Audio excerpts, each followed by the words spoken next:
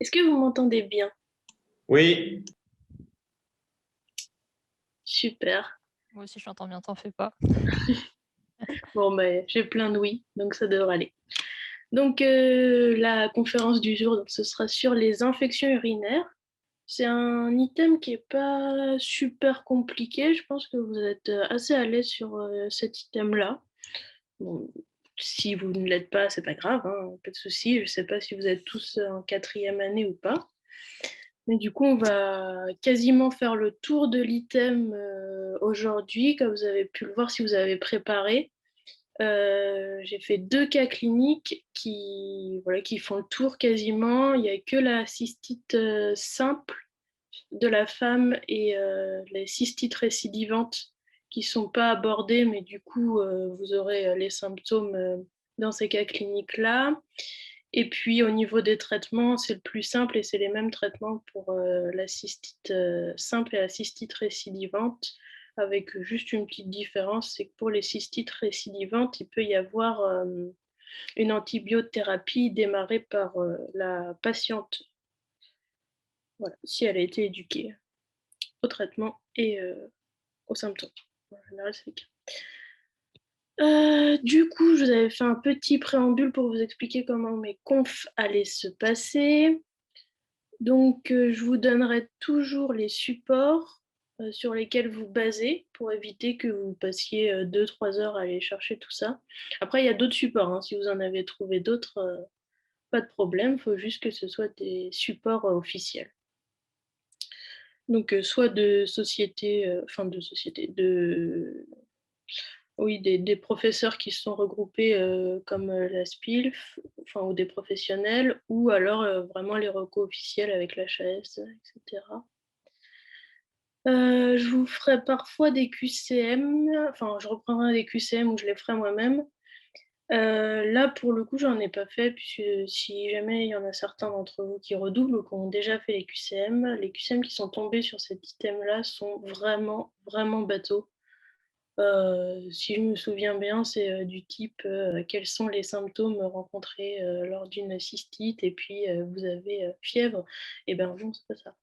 Donc je voyais pas trop l'intérêt de les reprendre. Et après, ça va être des QCM orientés sur les deux bactéries du coup les deux bactéries au programme qui peuvent être rencontrées dans l'item.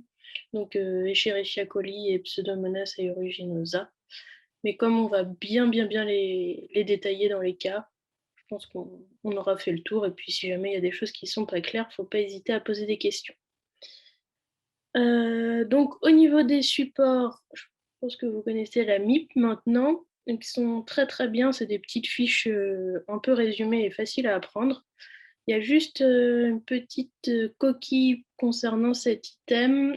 Les recos sont pas tout à fait à jour pour la femme enceinte et de toute façon, vous verrez que les fiches datent de 2016, il me semble, sur la MIP. Donc, quand vous voyez quelque chose comme ça qui date d'il y a quelques années, n'hésitez pas à aller faire un tour sur Reco Médical ou des choses comme ça pour vérifier qu'il n'y a pas d'autres recos sortis dernièrement. Aurélie vous reparlera de tout ça à la fin de la conf.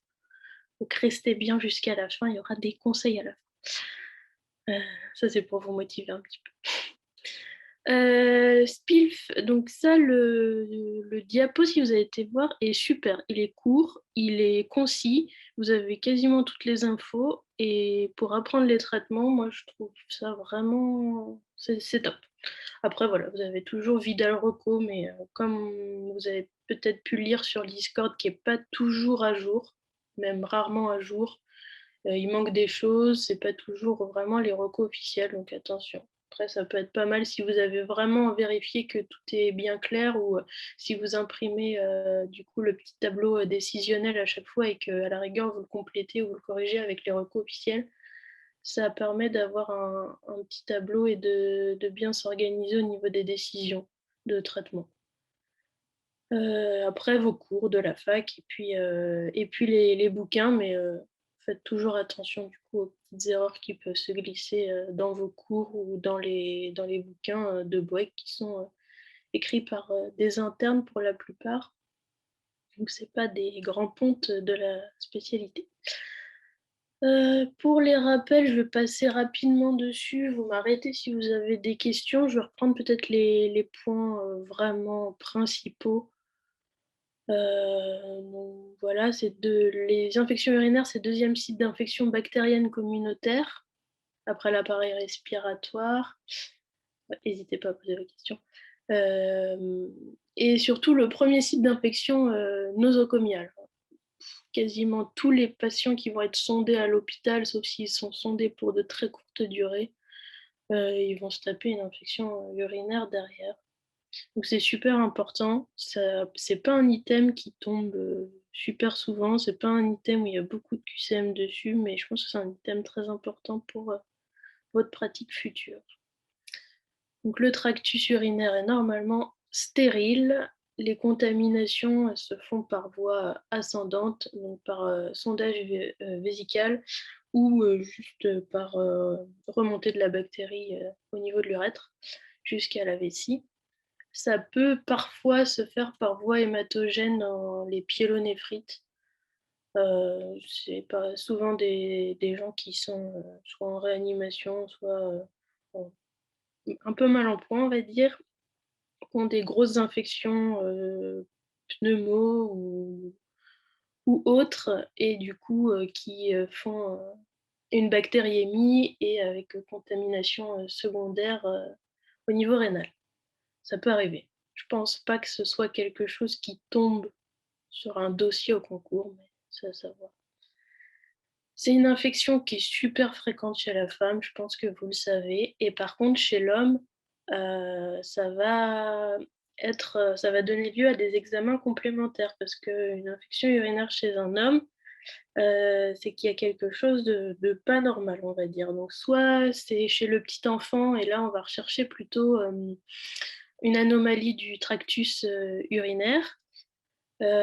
Soit c'est chez l'adolescent, le jeune adulte en période d'activité sexuelle ou au début de période d'activité sexuelle. Et là, il faut aussi se poser la question des infections sexuellement transmissibles qui peuvent donner des signes un petit peu semblables, comme la gonorrhée qui va donner des brûlures urinaires. Même si la symptomatologie n'est pas exactement la même, hein, mais il faudra toujours chercher des IST. Et puis après, chez la personne âgée, chez le sujet de sexe masculin âgé, on va plutôt rechercher un problème prostatique, que ce soit une hypertrophie de la prostate, une hypertrophie bénigne ou un cancer prostatique ou autre chose.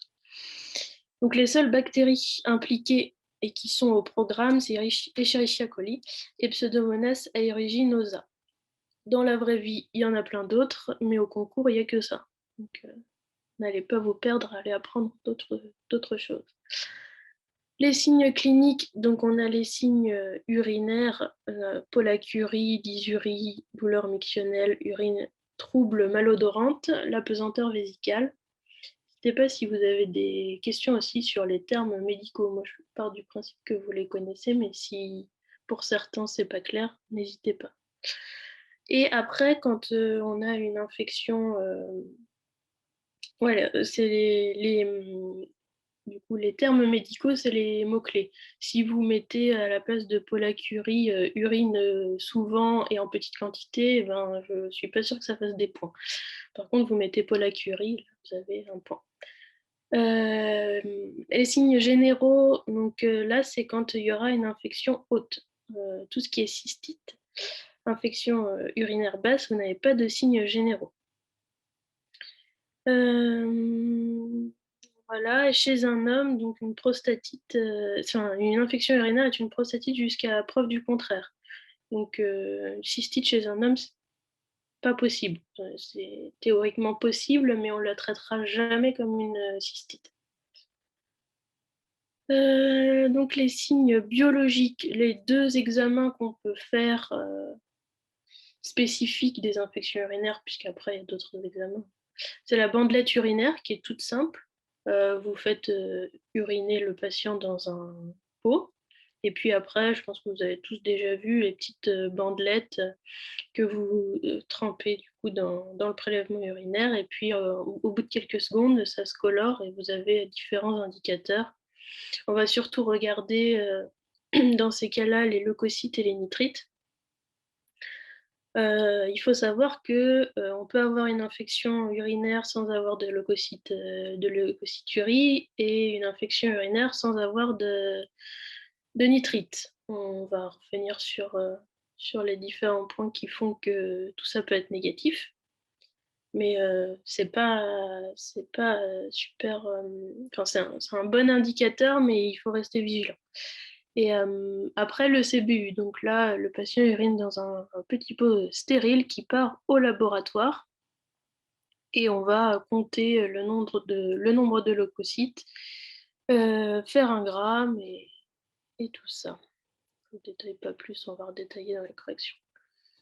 Et après, je vous ai mis les diagnostics différentiels, parce que ça fait des points au concours, hein. Dès que vous avez, comme je vous ai dit enfin, comme on vous a dit sur la conf méthodo, à chaque fois qu'on vous demande un diagnostic, balancez tous les diagnostics différentiels qui peuvent plus ou moins se rapprocher du cas. Après, si ça s'en éloigne un petit peu, peut-être mettez deux, trois mots pour dire peu probable car. Mais faut pas hésiter, ça fait des points et c'est finalement assez facile de balancer des trucs qui colle un petit peu aux symptômes que le patient a dans le cas. Donc la mycose, hein, puisque ça donne des brûlures qui vont être plutôt vaginales ou vulvaires, qui vont pas forcément être à la miction, mais des brûlures quand même. Parfois c'est confondu chez les patients, même dans la vraie vie, on va dire. Et puis après, voilà, tout ce qui est IST bactérienne ou parasitaire, comme je disais, surtout chez l'homme. Donc, on va passer au cas clinique. Ce serait cool que vous participiez. Je vais lire le cas. Et puis après, si chacun peut se lancer pour répondre aux questions, ce serait plus sympa. Et puis comme ça, on discute des réponses. Si jamais vous avez fait une réponse un peu courte, vous inquiétez pas, hein. Vous dites ce que vous avez mis et puis après on discute. Si quelqu'un veut ajouter quelque chose, il l'ajoute. Et puis si tout le monde bloque, eh ben, je vous donnerai la réponse, mais n'hésitez surtout pas à participer. Ce sera plus sympa. Et puis, bon, j'étais à votre place il y a un an, hein, donc je ne vais pas vous manger. Il n'y a pas de souci si vous vous trompez. Je ne suis pas prof. Voilà, je n'ai pas de honte à se tromper. Je ne vous mangerai pas, je ne vous gronderai pas. Donc, lancez-vous. Donc, cas numéro 1. Le 15 février, Manon, 28 ans, enceinte de 26 semaines d'aménorrhée, consulte son médecin traitant pour des brûlures urinaires et une pesanteur vésicale. Un peu penaude, elle lui avoue avoir passé la Saint-Valentin sans sortir du lit à faire des galipettes avec son conjoint. Elle n'a pas eu d'autres partenaires sexuels depuis 4 ans, tout comme son conjoint, selon elle. À l'auscultation, le médecin retrouve une douleur au bas-ventre. Elle n'a pas de fièvre ni de douleur lombaire. Dans ses antécédents médicaux, on ne retrouve pas d'éléments similaires, de maladies chroniques ni d'hospitalisation récente. Quel diagnostic suspectez-vous?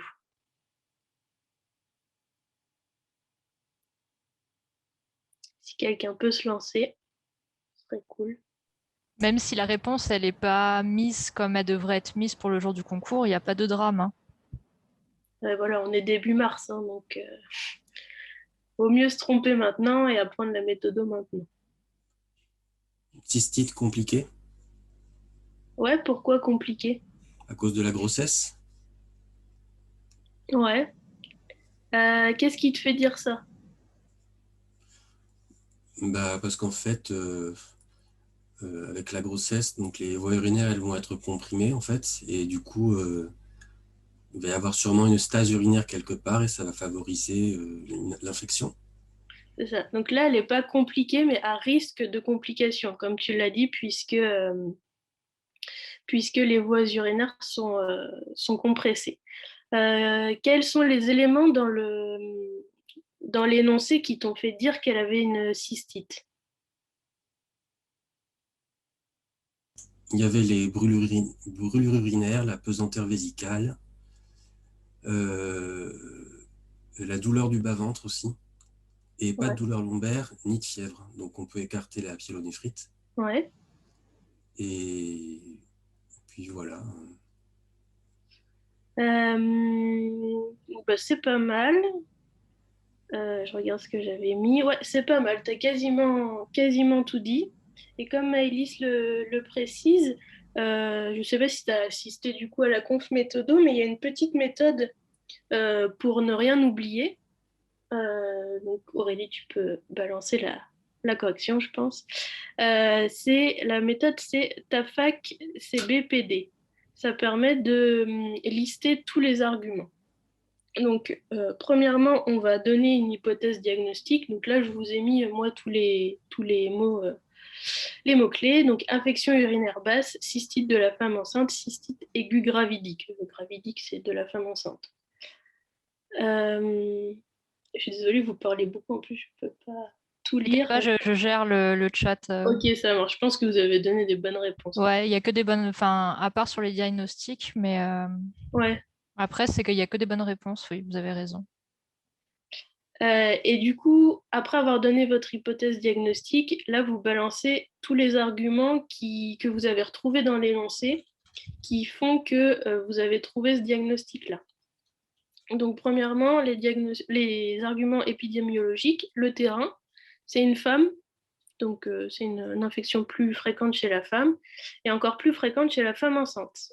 Et en plus, elle est en période d'activité sexuelle, et donc 28 ans, c'est que période d'activité sexuelle.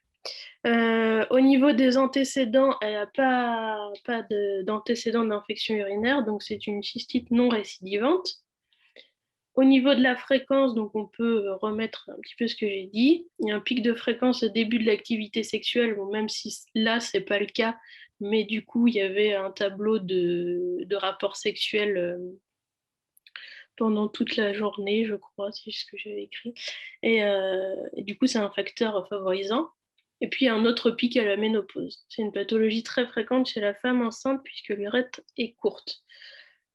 Après, il y a anamnèse et clinique, ça peut parfois être un peu confondu. L'anamnèse, c'est quand on pose des questions aux patients. Donc là, elle avait rapporté des brûlures urinaires, une pesanteur vésicale. Et clinique, ça va être ce que le médecin retrouve à l'auscultation, pour faire simple. Là, il avait retrouvé une douleur vésicale. Après, de toute façon, tant que vous avez mis les mots-clés cette question-là, même si vous avez mis dans anamnèse ou dans clinique, je ne pense pas qu'on vous enlève de points pour ça.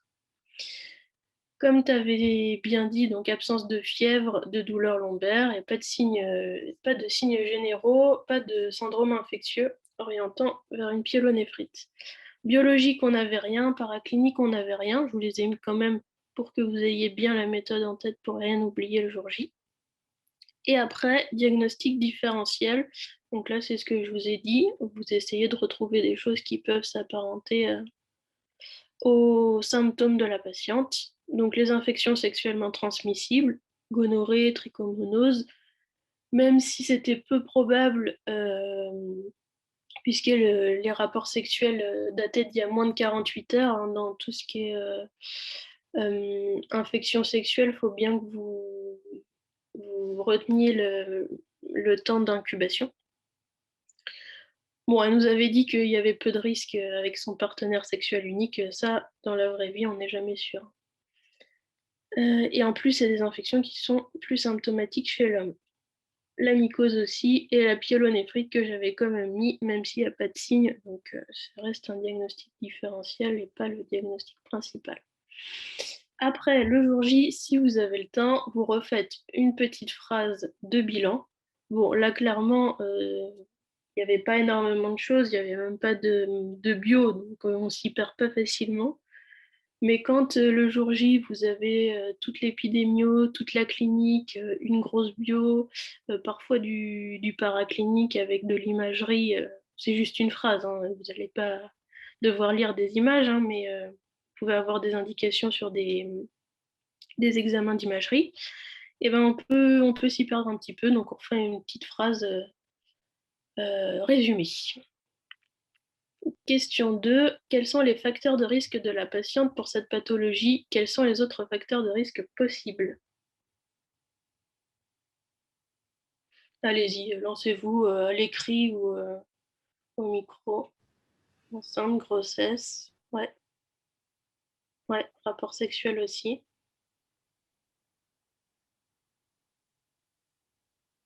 Ouais, la femme aussi, c'en est un. Mm.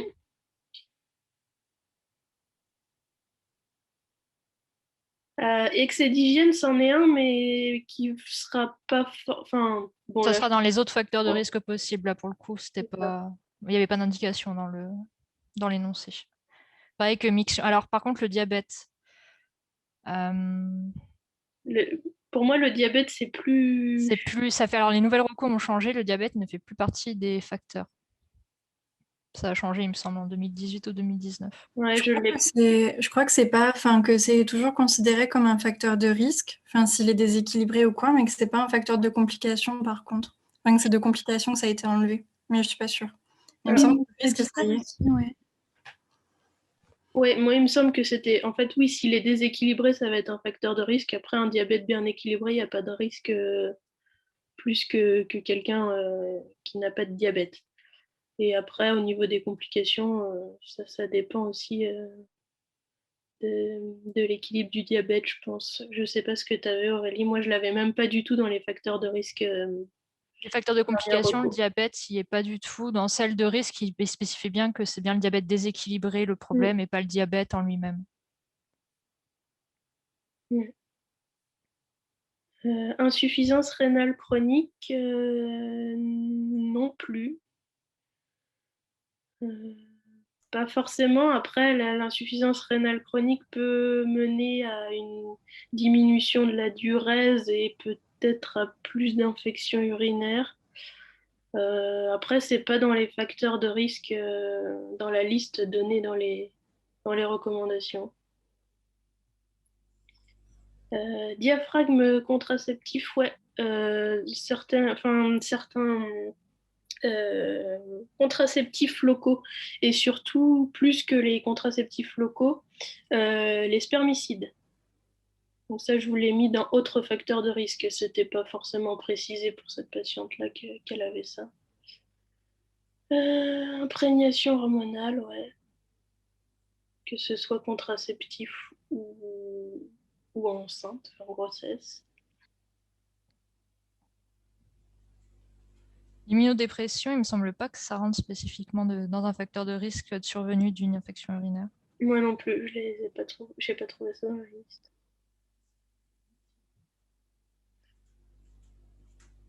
Moi, je pense que vous avez donné pas mal de choses, hein. Du coup, risque de complications pour ID et IRC, non. Oui, je pense que c'est ça. C'est plus ce risque de complications pour les immunodéprimés et les insuffisances rénales.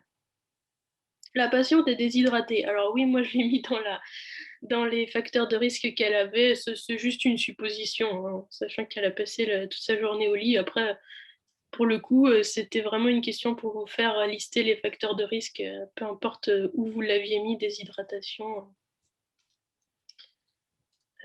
C'est pas grave. Je confonds facteur de risque et facteur de complication. Ouais, alors facteur de risque, c'est le risque d'avoir la maladie, donc là d'avoir une infection urinaire, et complication, c'est de faire une complication. Je ne sais pas si c'est parce que c'est pas clair dans ta tête ou si c'est juste une confusion comme ça. Mais du coup, facteur de complication, donc ça va être voilà, l'insuffisant rénal qui a une diurèse très diminuée et du coup, dès qu'il aura une infection au niveau de la vessie, donc une cystite, vu que sa diurèse est diminuée, il éliminera plus difficilement la bactérie et du coup, il y a un risque que ça se complique en pyélo. Je ne sais pas si c'est très clair mon explication. Mais ouais, faites très attention parce qu'au concours, ça peut arriver qu'il y ait un piège quand ils vous demandent les facteurs de complication et que vous donniez les facteurs de risque. Et comme c'est pas les mêmes, vous perdez vos points. Ah oui, facteur favorisant, facteur de risque, c'est la même chose. Donc voilà, facteur de risque de la patiente, c'était sexe féminin avant tout, c'est vrai que j'ai pas mis dans l'ordre, la grossesse, les rapports sexuels, et les rapports sexuels répétés comme elle dit dans son interrogatoire surtout. La déshydratation, bon, je vous redis, hein, peu importe où vous l'avez mis, ça c'était du supposé un petit peu. Et les autres facteurs de risque, spermicide et troubles du comportement mictionnel, donc ça peut être soit que la patiente se retient parce qu'elle n'a pas le temps d'aller uriner, ou alors ça peut être par exemple des médicaments qui diminuent le réflexe ou des choses comme ça. Donc ça peut être volontaire ou involontaire, c'est ce que je veux dire. Les anomalies du tractus urinaire, donc ça va être beaucoup chez les jeunes, chez les enfants, chez les petits garçons surtout. Les sondages, donc chez les hospitalisés, et l'hygiène défectueuse. Je crois qu'il y avait quelqu'un qui avait mis l'excès d'hygiène dans les réponses, il me semble. Oui, c'est ça, il y a eu l'excès d'hygiène, en effet, ça en fait aussi partie. Donc défectueuse, c'est pas assez ou trop. Ou avec les mauvais produits aussi, parce Ouais. qu'il y a des produits qui sont spécialisés pour la flore vaginale et d'autres qui sont beaucoup trop agressifs. Moi, j'ai une Flore question. Oui. Par rapport, du coup, les facteurs de risque de complications, est-ce qu'ils font aussi partie des facteurs de risque? Les facteurs de complications ne font pas partie des facteurs de risque. Il y en a certains qui sont communs, comme par exemple le sexe féminin, mais il y en a d'autres où c'est pas vraiment le cas, comme l'immunodépression, l'infection rénale, tout ce qui est tumeur, D'accord. Donc, l'âge aussi. du coup, l'anomalie, par exemple, de l'arbre urinaire, Il c'est est retrouvé dans les deux, lui, par contre, c'est un facteur de risque et un facteur de complication. D'accord, ok, merci.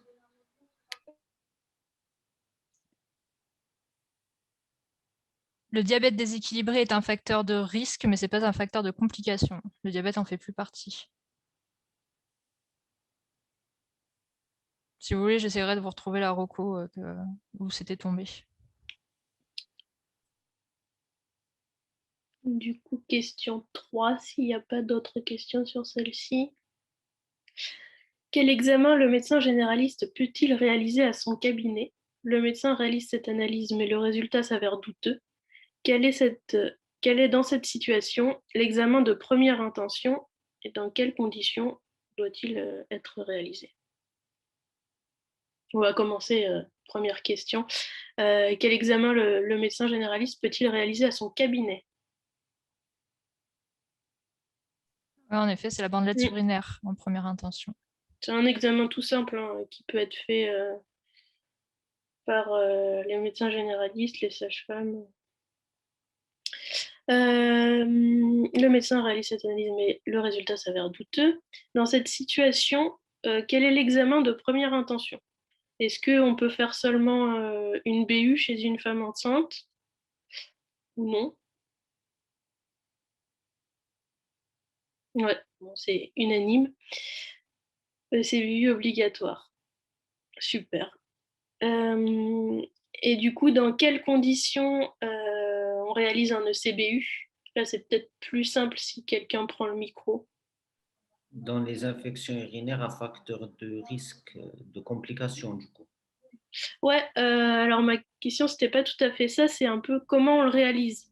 Le CBU se fait en milieu de jet, alors que la bandelette urinaire, c'est toute l'urine, quoi. Ouais.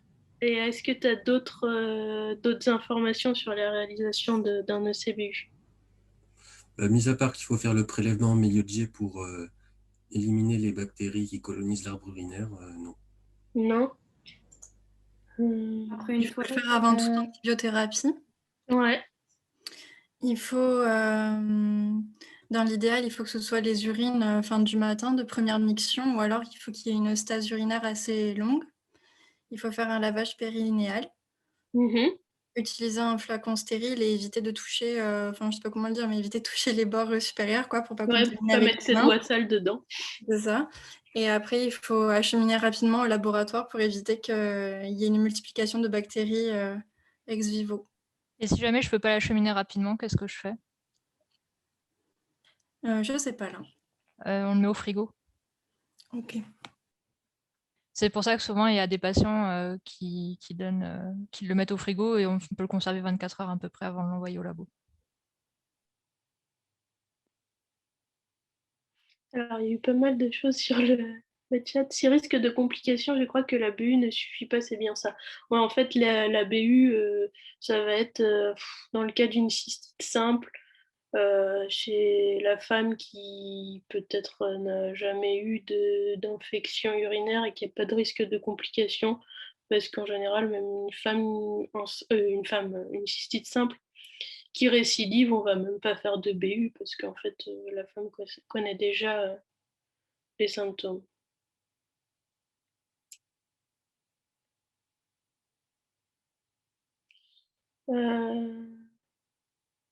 Pourquoi vous m'avez parlé de tube boraté? Parce que le récipient, c'est seulement un récipient stérile. Alors, est-ce que Moi aussi, j'ai ça dans mes fiches. Ils disent comme quoi, si on rajoute de l'acide borique, c'est un conservateur dans le tube, on peut le conserver 24 heures à 4 degrés. Alors après, oui, c'est les prélèvements des tubes qui sont faits à partir du récipient stérile. En fait, je pense que c'est ça que vous voulez dire. Mais ça, c'est fait au laboratoire. Après, je sais pas si... Aurélie, toi, tu l'aurais mis, ça, dans... Non, pas du tout, parce que ça, pour moi, ça se fait au labo. Hein. Bah ouais, pour moi, c'est fait au Parce que laboratoire. pour trouver de l'acide borique en ville et Ouais. savoir l'utiliser correctement, bon courage. Ouais, Bah, ouais. je sais pas si vous m'entendez, mais Oui, sauf oui. erreur de ma part, en fait, maintenant, quand on fait une infection urinaire, quand on récupère les récipients de la pharmacie et tout, il y en a deux, en fait. Il y a le flacon classique plus le tube, enfin, ça fait comme un tube à essai, et dedans, il y a déjà l'acide borique qui est mis, en fait. Et Ah c'est oui, avec les nouveaux protocoles. Ouais, c'est ça. Et du coup, c'est ça qu'ils peuvent conserver 48 heures sans même le mettre au frigo. Ouais, mais ça, Ok. du coup, c'est le pharmacien qui le fait, c'est pas le patient. Si, c'est quand le patient à la maison, il prépare ses tubes, en fait, il y a un système dans le... On fait d'abord dans le flacon, enfin classique, et ensuite il y a une espèce de système où on retourne le tube à l'envers sur le flacon, et en fait ça monte tout seul et ça remplit le flacon de cette borique. Ok. Ok, Bon, bah, bah... retenez-le, du coup, parce que ça, Ouais. c'est comme ça fait partie des nouvelles missions du pharmacien de 2021, nous, on n'était pas trop concernés par l'affaire. Ça peut être pas mal de le mettre dans sa copie. Du coup, quand vous avez une question sur un examen comme ça, il faut donc mettre comment dire, comment l'examen est réalisé. Ensuite, s'il y a un milieu ou pas. Donc là, c'était pas mal de préciser sur les nouvelles recos. Il faut savoir que pour le concours, vous avez toutes les recos qui seront faites jusqu'en juin 2021 qui compteront pour l'année du concours.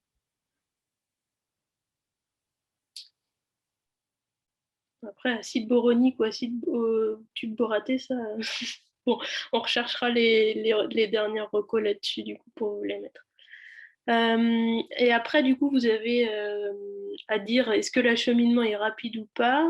Donc ça, vous m'y avez dit. Et après, comment ça va se passer au niveau de l'analyse au laboratoire si c'est pas demandé dans une autre question.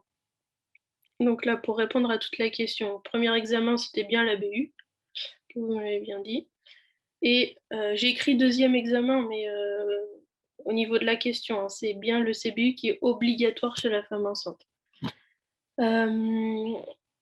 Donc ça va être dans un récipient stérile, urine de deuxième jet, après lavage des mains et toilette périnéale, et avant toute antibiothérapie. Et de préférence, les urines du matin, donc comme vous l'aviez précisé, ou alors après 4 heures, 4 heures après la dernière miction. Après, honnêtement, c'est pas toujours facile hein, dans la vraie vie, mais bon, au concours, c'est comme ça. L'acheminement doit être rapide au laboratoire ou 24 heures au frigo. Au niveau de l'interprétation, donc il y a une analyse macroscopique qui est faite. On regarde si les urines sont troubles ou non, et si elles sont sanglantes. Ensuite, on va déterminer la leucocyturie, comptage en cellules de Malassez. Vous l'avez peut-être fait en TP, nous on le fait à Angers. C'est le témoin de la réaction inflammatoire. Comme je vous avais dit dans les petits rappels, on peut ne pas avoir de leucocyturie parce que c'est le tout début de l'infection urinaire ou chez les patients neutropéniques. Et on peut aussi avoir des faux positifs si le patient a une infection de la sphère génitale, donc s'il y a une IST. Ensuite, on va déterminer la bactériurie. Donc là, on va faire une coloration de grammes et un examen direct au microscope. Donc tout ce que je vous dis là, c'est vraiment des mots-clés. Hein. Juste une petite question. Ouais. Quand on a pas de leucocytes et que des bactéries, c'est une colonisation de l'arbre urinaire, c'est ça? Alors, une colonisation, c'est quand on a des bactéries, mais pas de symptômes. D'accord. Parce que comme je viens de dire, là, du coup, tu peux très bien avoir une bactériurie, une absence de leucocyturie et des symptômes, et là, ce sera une infection urinaire. C'est parce que, par exemple, ton patient il est neutropénique, ou parce que c'est le début, ou...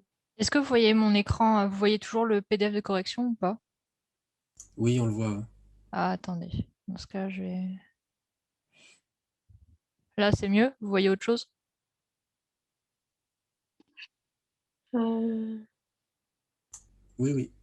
Alors, du coup, bah, ça répond un peu à ta question. Il y a des tableaux qui sont faits, il me semble, dans le de Boeck aussi.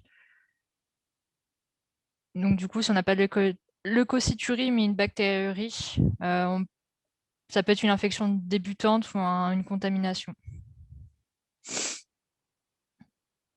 Donc ça, ce type de tableau-là, il faut que vous l'appreniez vraiment par cœur pour le concours.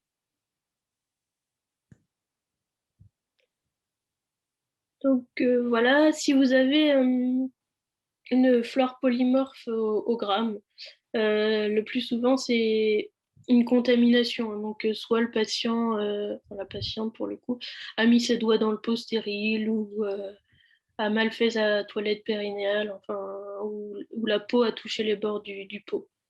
Donc là, il faut refaire le CVU.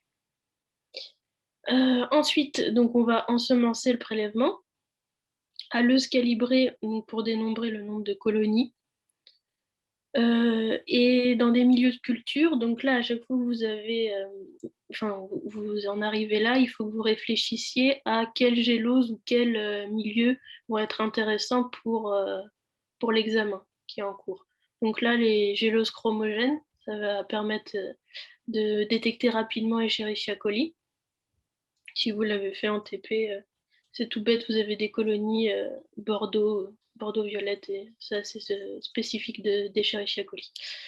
Une gélose au sang, des géloses lactosées, ça permet de retrouver les bacilles gram négatifs. Et après, des bouillons qui peuvent servir pour réensemencer des antibiogrammes ou d'autres géloses si on a du mal à déterminer la bactérie. Donc, les seuils de significativité, leucocyturie, donc c'est supérieur à 10 puissance 4 par ml pour tout le monde dans n'importe quel cas. Et les bactériuries, ensuite, vous avez, en fonction de la bactérie et en fonction du sexe du patient. Bon, dans mon petit tableau, il y a Saprophyticus, vous en fichez, c'est pas au programme. Donc pour E. coli, ça va être 10 puissance 3 unités formant colonie par ml pour les hommes et pour les femmes. Et par contre, pour les autres, donc en fait, dans le cas de Pseudomonas au concours, ça va être 10 puissance 4 chez la femme. S'il n'y a pas de questions, je passe à la... s'il n'y a pas de questions, je passe à la 4. Les résultats du second examen sont les suivants. Leucocyte supérieur à 5 par ml, enfin 10 puissance 5 pardon, par ml, hématie 10 puissance 2 par ml, et présence de bacilles gram négatifs supérieur à 10 puissance 6 UFC par ml. Commentez les résultats biologiques. Quelle bactérie suspectez-vous? Dans ces cas-là, dès que vous avez une petite question de bio, faites un tableau, hein, comme on vous avait dit à la conf méthodo. Donc avec la première colonne paramètres, ensuite les valeurs observées, valeurs normales, la variation et l'interprétation qui permet de caler le mot-clé.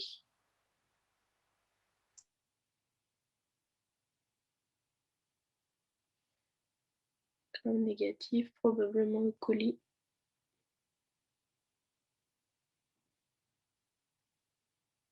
Pourquoi pas dématuré? Il faut que ce soit, pour qu'il y ait une hématurie, il faut que ce soit supérieur à 10 puissance 3 hématie par millilitre. Enfin, disons que on a une hématurie, on n'a pas d'hématurie macroscopique. Ouais, mais on a une hématurie quand même. T'es pas censé avoir d'hématie dans l'urine, si je dis pas de bêtises, Aurélie. Oui, normalement, il y a 0 hématie dans les urines. Mm. Alors après, que ce soit macroscopique ou pas, là, on s'en fiche, on n'est plus à l'examen macroscopique, on a vraiment déterminé tous les paramètres microscopiques qu'on pouvait retrouver. Ouais, donc pour vous, c'est infection urinaire avérée parce qu'on a leucocyturie supérieure à 10 puissance 4 par millilitre. Et en effet, c'est le cas. Ouais, plus la bactériurie, plus les symptômes. Et sachant que pour un bacille gram négatif, comme quelqu'un l'a mis, comme Mathilde l'a mis, en effet, ça fait beaucoup penser à E. coli. Ouais, c'est la bactérie la plus fréquemment retrouvée, hein. Donc quand vous avez ça, il me semble dans les annales, c'est tout le temps Escherichia coli, et puis la seule annale où c'est Pseudomonas, c'est précisé que c'est Pseudomonas. Et après, ça dépend aussi, là c'est une infection communautaire, donc acquise en dehors de l'hôpital. Donc dans quasi 100% des cas, enfin, dans 100% des cas au concours, c'est E. coli. Après, si vous avez un patient hospitalisé sondé, là, vous avez quand même de fortes chances, plutôt risques, que ce soit Pseudomonas. Moi, j'ai une question. Ouais. Par rapport à l'hématurie, est-ce qu'on la retrouve tout le temps? Enfin, parce que moi, dans ma tête, c'était plus en cas de pyélonéphrite qu'on avait une hématurie. Tu peux avoir une hématurie en cas de cystite simple, tu peux avoir une hématurie en cas de pyélo, tu peux ne pas avoir d'hématurie en cas de cystite simple. Il n'y D'accord. a pas vraiment de... C'est un signe, mais qui veut pas dire grand-chose en fait. Surtout chez une femme, ça peut être du spotting, ça peut être un début de règle. C'est vrai, c'est vrai. D'accord. Après, il faut caler le mot-clé hématurie pour avoir un point, mais c'est vrai que ça va pas t'orienter vers quelque chose. Donc pour le tableau, comme vous pouvez voir, il y a eu la légende qui a été mise. Il faut savoir qu'un tableau sans légende, c'est un tableau qui ne vaut pas de points le jour du concours. Dès que vous mettez des abréviations, il faut que vous légendiez l'abréviation. Et après, quelle bactérie suspectez-vous? Donc là, si vous pouvez me balancer, vous m'avez dit E. coli, mais si vous pouvez me balancer toutes les infos que vous connaissez sur E. coli, à l'écrit ou au micro, comme vous voulez.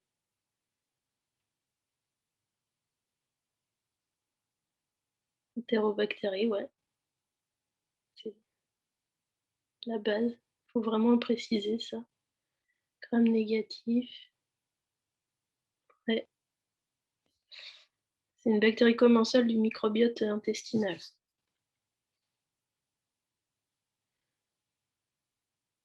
AF, ouais. Mais bon, là, je pense que tu l'as écrit comme ça, mais le jour du concours, faut tout écrire. Si tu mets AF, je suis pas sûre que tu aies les points. Voilà. Non, mais je pars du principe que tu l'as écrit comme ça pour aller plus vite.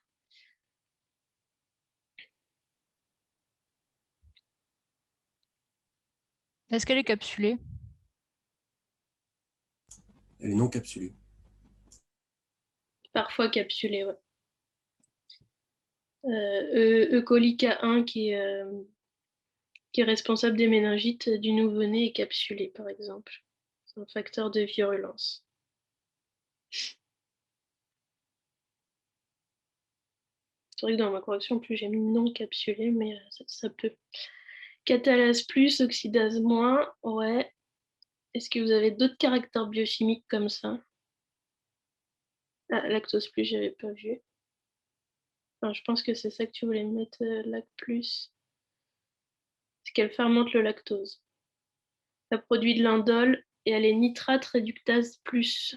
Donc, quand vous faites une bandelette urinaire, vous aurez des nitrites si c'est E. coli. Elle n'a pas de nitrite réductase. Donc, les nitrites ne seront pas dégradés.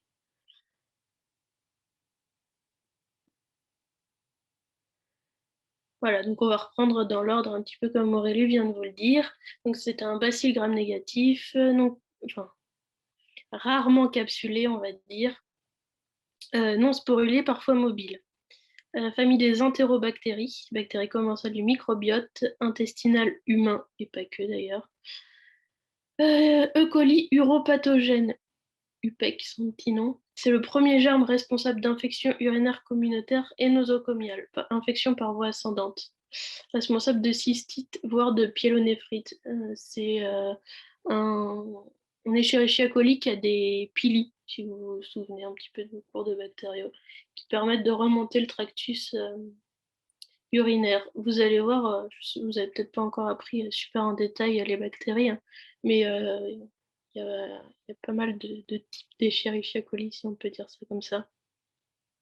Et donc celui impliqué dans les infections urinaires, c'est UPEC. Caractère biochimique, donc on a tout dit. Alors là, la culture, ouais, Aurélie l'a remise, moi je ne l'ai pas remise puisqu'on l'a détaillé un petit peu au-dessus. J'ai remis d'autres moyens d'identifier E. coli. Donc sur Galerie API, bon, ça c'est un mot-clé, mais c'est un peu obsolète, hein, clairement. À moins qu'il y ait une panne de courant dans les labos, je pense que plus personne n'identifie de bactéries sur Galerie API. Si vous avez jamais vu, c'est des galeries où il y a plein de petits de puits en fait. Et puis en fonction de la bactérie, ça va colorer les puits puisqu'il y a des différents réactifs et différents produits. Donc grâce au caractère biochimique, les galeries API, et par spectrométrie de masse, ça vous pouvez le caler dans toutes les infections bactériennes. Et le MALDI-TOF, c'est l'appareil le plus à la pointe, on va dire, pour l'identification bactérienne. C'est un spectro de masse, je ne saurais plus vous dire exactement, mais c'est couplé à différentes techniques, dont le temps de vol, etc. On ne sait pas connaître, hein, mais c'est vraiment un spectro de masse plus. Est-ce qu'il y a des questions?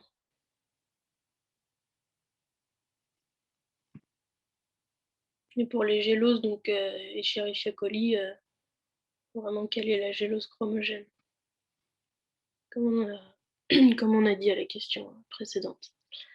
Donc, question 5, quelle est la prise en charge à effectuer chez cette patiente? Donc ça cache plusieurs questions.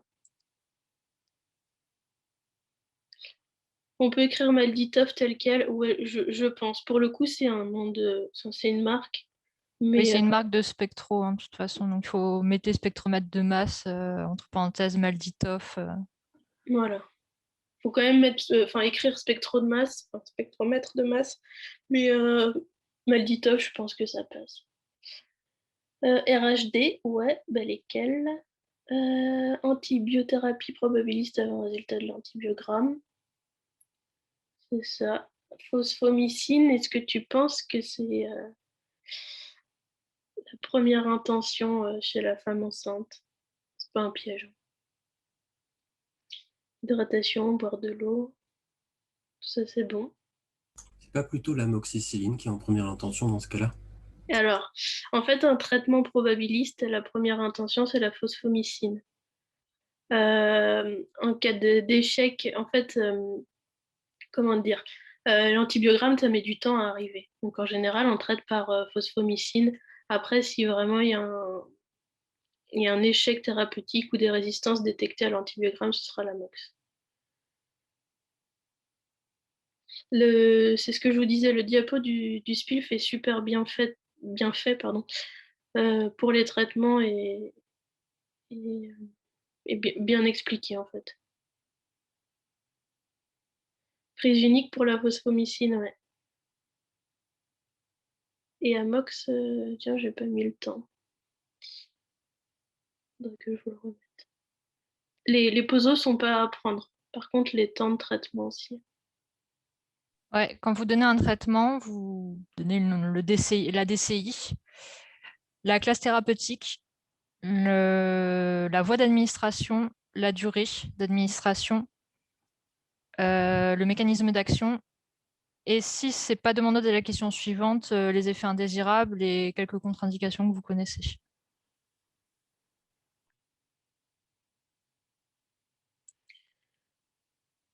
Du coup, je pense que vous avez tout écrit, ce que vous aviez mis, puis il n'y a pas d'autres réponses. Donc, le traitement probabiliste de la cystite aiguë gravidique, donc c'est bien phosphomycine en première intention et puis méthylinam en deuxième intention. Par contre, en cas d'échec ou de résistance détectée à l'antibiogramme, là, ça va être amox en première intention. Deuxième intention, trimétoprime, mais à éviter les 2 premiers mois de grossesse. Et en troisième intention, nitrofurantoïne, cotrimoxazole, à éviter les 2 premiers mois. Augmentin, donc amoxicilline, acide clavulanique. N'écrivez pas augmentin. Je dis ça pour simplifier, mais n'écrivez surtout pas ça dans une copie. Comme vous a dit Aurélie, c'est les DCI uniquement. Cefexime ou ciprofloxacine. Donc là, il fallait bien penser au fait que c'était une femme enceinte, donc risque de complications. S'il y a une efficacité thérapeutique, et ça peut être très grave, et risque de récidive surtout. Donc ECBU 8 à 10 jours après l'arrêt du traitement. Et ensuite, ça je pense que personne ne l'a dit. Ah si, pardon, Olivia. ECBU mensuel jusqu'à l'accouchement, tout à fait. Les femmes enceintes, on va leur faire une BU mensuelle, mais une fois qu'il y aura eu une infection urinaire, on passe à l'ECBU mensuel. C'est un peu contraignant, mais le risque de complications chez la femme enceinte n'est pas négligeable. Quand on vous précise, alors, si vous avez le temps, le jour du concours, vous mettez les premières, deuxième et troisième intentions si ce n'est pas demandé par la suite, dans la suite des questions. Parce que des fois, ils vont dire quel est le traitement en première intention, puis 3 questions plus loin, ils vont dire cette patiente-là, au final, quels étaient les autres traitements qui auraient pu être faits parce qu'il y a eu un échec ou une résistance. Donc faites attention, lisez bien tout le sujet jusqu'au bout. Et quand il n'y aura pas d'autres questions, si vous avez le temps, vous mettez toutes les lignes de traitement possibles, en mettant en priorité les mécanismes d'action et fins désirables de la première intention, si vous n'avez pas le temps de mettre le reste. Mais par exemple, comme je disais ici, pivmécylane, amoxicilline, cefixime, ciprofloxacine, elles font toutes partie de la même famille, donc elles ont plus ou moins les mêmes effets indésirables, dont l'un qui est le plus connu, c'est les troubles digestifs.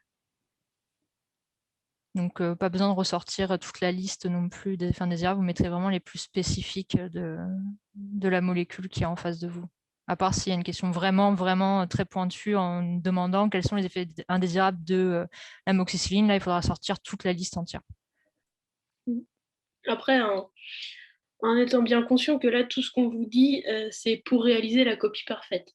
Clairement, le jour J, vous ne réaliserez pas la copie parfaite, mais si vous avez les automatismes de mettre, comme on vous a dit, DCI, mécanismes d'action, les effets secondaires principaux, le jour J, vous n'allez pas tout ressortir, mais vous allez au moins ressortir le maximum. Du coup, vous aurez des points. Donc, quand vous vous entraînez, vous essayez de tout mettre. Surtout là, essayez peut-être pas de faire tout en chronométré, mais d'essayer de vous faire des petites copies où vous mettez vraiment tout ce que vous pouvez mettre sous une question. Et puis ça vous fera un petit plan ensuite pour vous référer quand vous devrez vous chronométrer et aller vite. Et voilà. Et prévention, donc il y en a eu pas mal de choses dites. Donc les boissons abondantes, supérieures à 2 litres par jour, et une diurèse supérieure à 1,5 litre. Des mictions fréquentes, uriner après les rapports sexuels, donc ça s'appelle la miction post-coïtale. Toilette avant en arrière, pour éviter du coup les contaminations du tube digestif vers l'urètre. Éviter les savons irritants et sous-vêtements en coton. Favoriser les sous-vêtements en coton et non serrés, et réguler le transit aussi, puisque la constipation peut entraîner des infections urinaires. Ouais, surtout à cette époque-là de l'année, vous référez bien au plan. Ça peut être encore un peu compliqué. Moi, je sais que jusqu'en début d'été, j'avais ma petite fiche à côté pour bien rédiger mes questions et rien oublier, en fait. Donc, vous inquiétez pas si vous l'utilisez encore là en mars, c'est tout à fait normal. Quelles sont les complications possibles et leur traitement? Donc, les complications possibles, déjà. Qu'est-ce qui peut arriver à notre petite dame enceinte qui fait une cystite? Pyélon, ouais. Récidive. Septicémie. Septicémie, ouais. J'ai une question. Ouais. Dans ce genre de questions, est-ce que c'est vraiment les complications propres à la femme ou ça, enfin, comme elle est enceinte, ça concerne aussi son fœtus? C'est ce que j'allais dire. Faut penser que là, elle n'est pas toute seule, en fait, la femme. Ah, ok. Tu peux dire ça comme ça. Donc, il va y avoir des risques maternels et des risques fétaux. Fausse couche, ça reste une complication maternelle. La complication fétale, ce sera la mort, en fait. La mort fétale. Contamination du fœtus, méningite. Non, en fait, les méningites à E. coli, elles vont pas être transmises comme ça au fœtus. C'est lors de l'accouchement, en fait, lors du passage dans les voies génitales qu'il va y avoir une transmission de colis carne. Mais je pense pas que tu puisses avoir une méningite à E. coli sur une cystite maternelle. Accouchement prématuré, ouais. Donc voilà, donc c'était ça les complications. Et est-ce que vous avez une idée des traitements aussi, si vous pouvez les écrire? C3G. Ouais. Est-ce que tu aurais des noms de déciles C3G qu'on peut utiliser?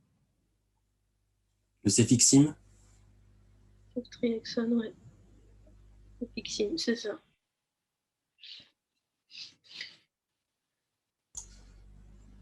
Puis relais en prise orale, donc alors je ne sais pas si j'ai loupé, mais du coup tu insinues que les traitements sont IV, j'imagine.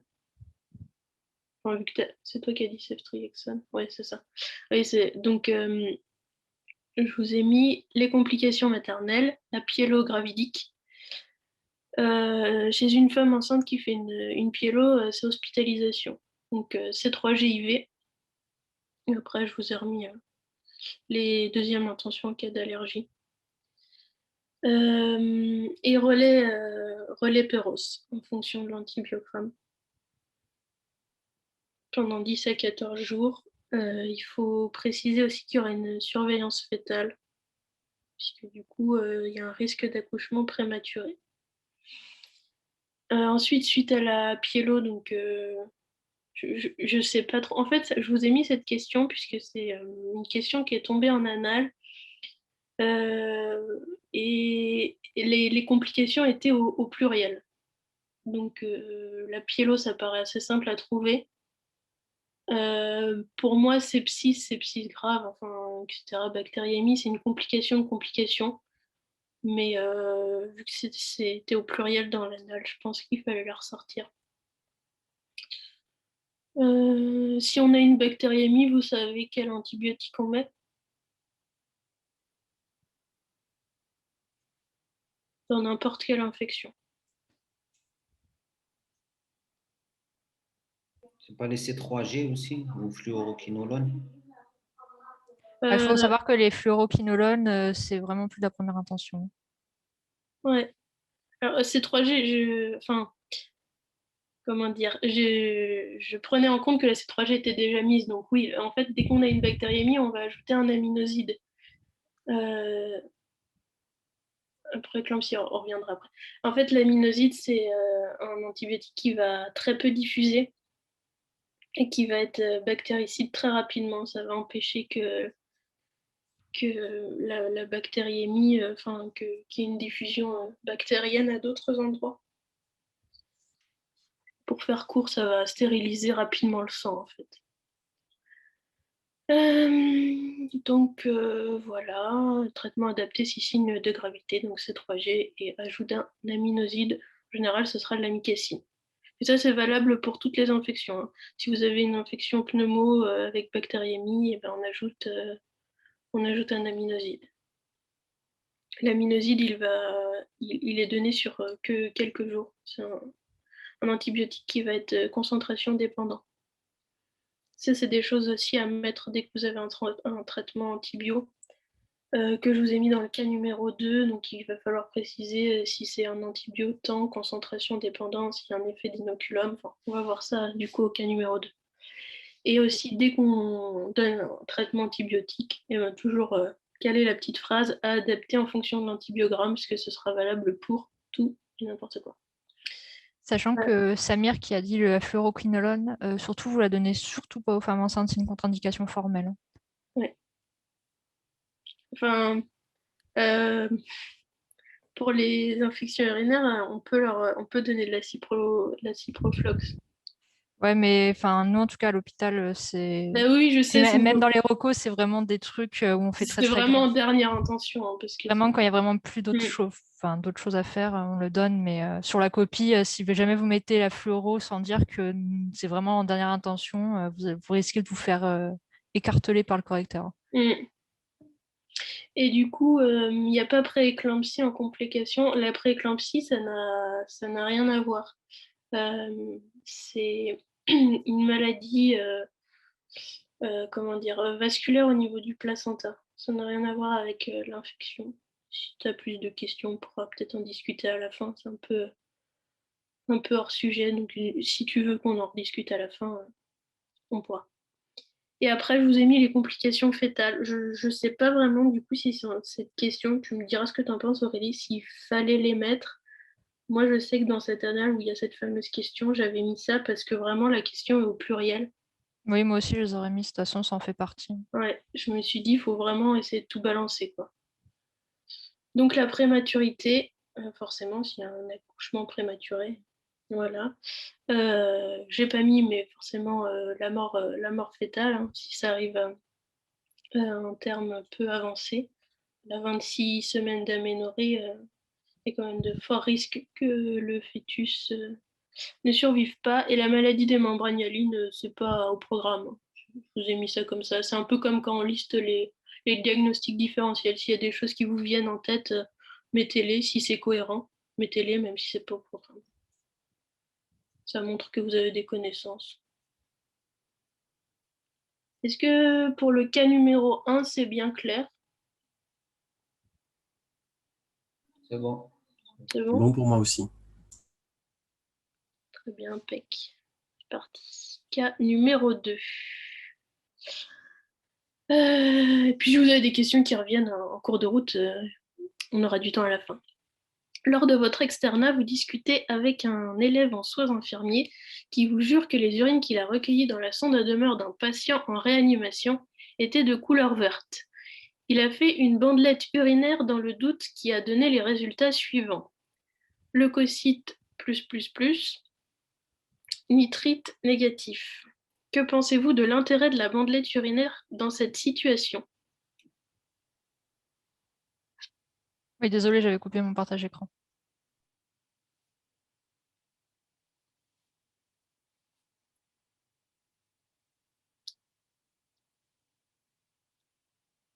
Ouais, on fait jamais une BU chez un patient sondé. Parce que de toute façon, il y a une réaction inflammatoire locale qui va se faire, puisque concrètement, on n'est pas censé avoir un tuyau à cet endroit-là du corps. Du coup, vous aurez forcément une leucocyturie. Enfin, quasiment forcément. Et voilà, possibilité d'une contamination en plus en fonction de comment est fait le recueil, en fonction de, enfin, voilà, de la stérilité de la chose. Il peut y avoir une contamination du robinet, une contamination par les mains du soignant en fonction de comment elle a recueilli. Donc, c'est nul. Et pouvez-vous conclure à une infection urinaire? On ne peut pas conclure. Ouais. Et admettons que le patient n'est pas sondé, mais on fait une BU et on retrouve ces résultats-là. Leucocyte nitrite neg. Est-ce que dans ce cas-là où le patient ne serait pas sondé et tout à fait en bonne santé, est-ce qu'on peut conclure, on peut dire ah maintenant du coup il n'y a pas d'infection urinaire alors qu'il nous rapporte des... Une tuberculose rénale? Alors oui, pas forcément en fait, il y a plein de cas. où on peut faire une infection urinaire avec des nitrites neg sur la bandelette urinaire. Comme Angèle l'a précisé, une bactérie sans nitrate réductase, elle ne va pas produire de nitrite. Du coup, il n'y aura pas de nitrite sur le prélèvement. Il y a des bactéries aussi qui ont une nitrate réductase, donc qui vont produire des nitrites, mais qui ont également une nitrite réductase. Voilà, parfait Marion. Du coup, qui va dégrader les nitrites. Et en fait, il y aura une production de nitrite, mais dégradée quasiment instantanément. Du coup, ce sera négatif à la bandelette. C'est le cas de Pseudomonas aeruginosa et de pas mal d'autres bactéries retrouvées en clinique qui ne sont pas au programme. Donc en fait, c'est ce que je vous disais, hein, la BU, c'est un truc tout simple qu'on peut faire au cabinet, mais c'est pas super. De toute façon, si le patient il vous rapporte des brûlures urinaires, que c'est un homme ou que c'est une femme enceinte, on va partir directement sur un ECBU et éventuellement d'autres examens bio.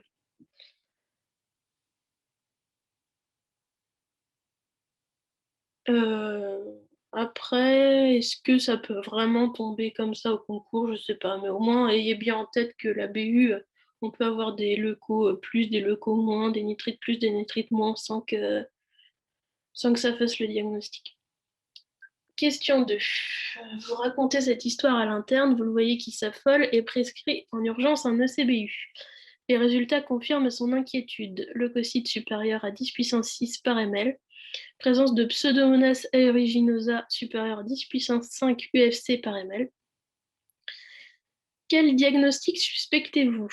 Alors, si quelqu'un peut me faire une petite réponse avec le petit conseil que je vous ai donné, donc Tafax et BPD, ce serait parfait. Ce serait un bon entraînement, que ce soit au micro ou à l'écrit si vous n'êtes pas à l'aise au micro. Mais ce serait plus simple au micro, je pense.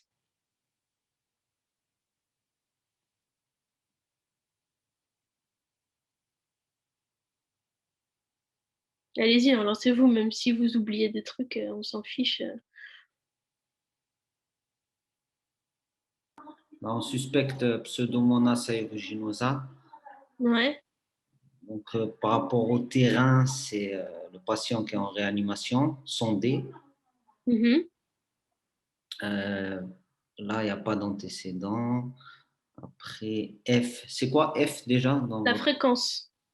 La fréquence, ben là, c'est pareil, on n'a rien à dire. Après, c'est par rapport à la fréquence de ce type d'infection. Est-ce qu'une infection urinaire à Pseudomonas aeruginosa à l'hôpital, est-ce que c'est fréquent? Est-ce que c'est un truc ultra rare ou pas? Si je me rappelle bien, je crois que c'est la première cause d'infection nosocomiale, Pseudomonas. L'infection urinaire, ça va être le premier site d'infection nosocomiale. Après, il me semble que c'est toujours Escherichia coli, hein, même en milieu hospitalier. Ah bon? Ouais, Pseudomonas, de toute façon, oui, en soi, c'est une bactérie ultra fréquente dans les infections nosocomiales. Ouais. Après, au niveau de la clinique,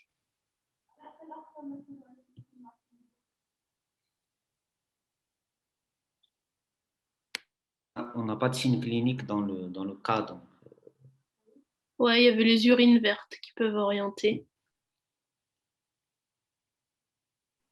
Au niveau de la biologie, ben, on a les résultats de l'ECBU, donc c'est supérieur à 10 puissance 4. Non, 10, là c'est un homme, donc supérieur à 10 puissance 3. Donc c'est positif. Pour Pseudomonas, Ouais. c'est ça? Ouais. Et les leucocytes? Le leucocyte, pareil, supérieur à 10 puissance 3, donc 10 puissance 4, donc c'est positif. Ouais. Donc on va reprendre un petit peu tout ça, c'était pas mal. Tu m'as dit comme diagnostic Pseudomonas. C'est pas un diagnostic, il faut vraiment que tu mettes le nom de la maladie avec le nom de la bactérie si tu as une idée. Donc là, c'est une infection urinaire à Pseudomonas aeruginosa. Dans mon cas, il n'y avait pas énormément d'infos. C'était juste pour vous faire retenir un petit truc, c'était pour la couleur verte. Dans un cas d'anal, vous aurez plus d'infos, hein. Donc là, c'est normal, il n'y avait Ça pas dit grand-chose. vraiment ça, la couleur verte. Ouais. Ouais, on va le revoir plus tard, mais Pseudomonas, c'est une bactérie qui produit des pigments. Du produit deux pigments, un pigment plutôt bleu et un pigment vert. Ça peut arriver du coup chez les patients en réanimation qu'on retrouve des urines vertes. Bon, c'est pas sur toutes les infections urinaires, le patient n'aura pas les urines vertes, hein, mais si les urines s'accumulent un petit peu dans la poche, ça peut arriver. Donc terrain, tu m'avais dit un homme hospitalisé en réa et sondé. Donc ça, c'est parfait. Ah oui, juste, donc toute infection urinaire chez l'homme, c'est une prostatite jusqu'à preuve du contraire. Donc dès que vous mettez infection urinaire chez un homme, vous ne pouvez pas mettre cystite. Antécédents, il n'y en avait pas. Fréquence, donc on a bien dit que c'était le premier site d'infection nosocomiale. Clinique, donc les urines vertes. Et même bien penser à ce qu'il n'y a pas. Est-ce que je l'avais précisé, remarque? Non, je n'avais pas forcément précisé. Mais j'ai quand même remis absence de fièvre, douleur lombaire. Mais de toute façon, ça ne changera rien chez un homme. Biologique, donc on refait le petit tableau, vous détaillez bien, vous légendez bien. Ça, tu m'avais tout dit et bien pensé, du coup, dans la dernière colonne, et quels sont vos mots-clés. Donc là, les leucocytes que tu m'as dit positifs, donc c'est une leucocyturie. Pour Pseudomonas, c'est bactériurie Pseudomonas.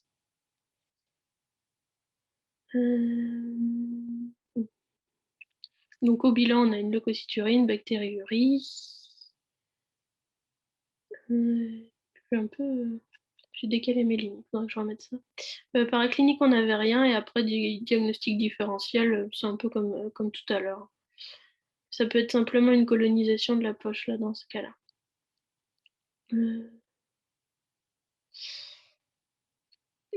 Comment le patient a pu déclarer une infection urinaire à Pseudomonas dans ce cas-là?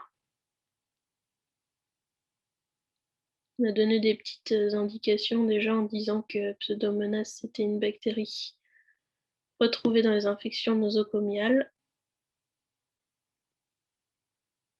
Si vous avez d'autres idées de pourquoi il se serait contaminé. C'est à cause du sondage urinaire, non? Ouais. C'est la première bactérie, je crois, qu'on retrouve dans les infections nosocomiales dues au sondage urinaire. Du coup, c'est ce que je te disais. Je ne sais pas si c'est la première. Ça, c'est dans la première, après, je sais. C'est une bactérie qui est retrouvée quasiment que chez les patients hospitalisés et en situation grave. C'est beaucoup retrouvé en réanimation, en fait, parce que c'est une bactérie qui se développe bien dans les milieux humides. Et donc, en fait, ça va bien se développer chez un patient qui est branché de partout, qui va avoir de l'O2, donc ça fait un milieu humide, parce que je ne sais pas si vous voyez un petit peu les apports d'O2 à l'hôpital. Voilà, des patients qui vont être sondés et puis après qui ont d'autres soins. Personne n'a rien écrit. On peut dire infection urinaire même sans info clinique. Non, là, c'est ce que je disais, mon cas, il n'est pas super, super détaillé, mais c'est un patient en réa, donc de toute façon, tu ne vas pas lui demander si ça fait mal quand il urine. Tu ne vas pas lui demander s'il a une pesanteur vésicale, ça va être un peu compliqué. Donc après, tout ce que tu vas pouvoir faire, c'est étayer tes signes cliniques, que là, je n'ai pas forcément détaillé. Hein. Mais Après, il faut savoir qu'il y a, pour certaines maladies, il n'y a pas besoin d'avoir une clinique vraiment là hein, pour savoir qu'il y a un diagnostic à poser. Là, la biologie, tu ne pouvais pas passer à côté en soi. Et après, Pseudomonas, de toute façon, c'est une bactérie qu'on n'aime pas trop en infection. Donc, on va pas trop se dire, oh, c'est pas très grave. C'est une bactérie qui est très difficile à traiter. On va revenir dessus.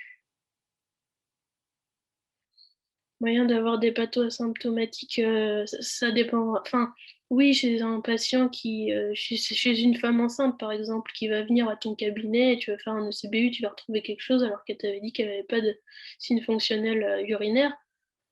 Oui, c'est tout à fait possible. Après, là, on parle quand même d'un patient qui est en réa. Donc, un patient qui va pas bien, faut vraiment pas qu'il s'infecte avec le pseudomonas, en fait. Sinon, déjà, les chances de s'en sortir en réa sont pas folles, mais alors, ouais, si on lui ajoute ça, c'est pas top. Donc, je continue sur pseudomonas, du coup.